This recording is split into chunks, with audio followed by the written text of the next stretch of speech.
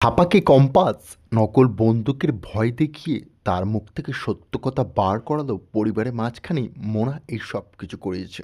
বন্ধুরা, চলন্ত পর্বে যখন থাপাকে মোনালিসা বলে, এই নাও 1 লক্ষ টাকা, তুমি এই রাজ্য ছেড়ে এক্ষুনি বেরিয়ে যাও, তোমাকে যেন আর এখানে কোথাও না দেখি।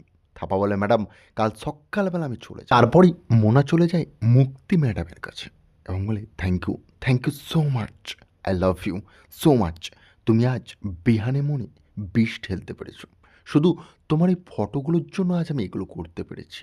মুক্তি বলে, তুমি পারবে, আমার ভরসা ছিল, তাই তো তোমাকে এই দায়িত্বটা আমি দিয়েছি। বলেই মোনাকে ওখান থেকে পাঠিয়ে দেয়। তারপরে আমরা দেখব সেইখানে এসে উপস্থিত হয় অলোকেশ। সে বলে, কী কাজটাই না তুমি করলে, জাস্ট দুর্দান্ত। আমি অবাক হয়ে যাচ্ছি, তুমি এতটা সহজে আমার ছেলের মনে বিষটা ঢালতে পেরেছো। তাই তোমাকে সত্যি আজ আমি কী করে থ্যাংক ইউ জানাবো।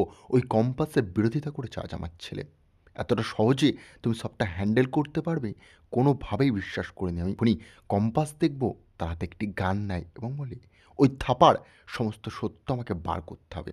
তাই সে একটি গান নিয়ে সঙ্গে সঙ্গে তার কাছে গিয়ে সমস্ত এভিডেন্স সব তাকে অ্যারেস্ট করে আর পুরো খেলা মোড় ঘুরিয়ে দেয়।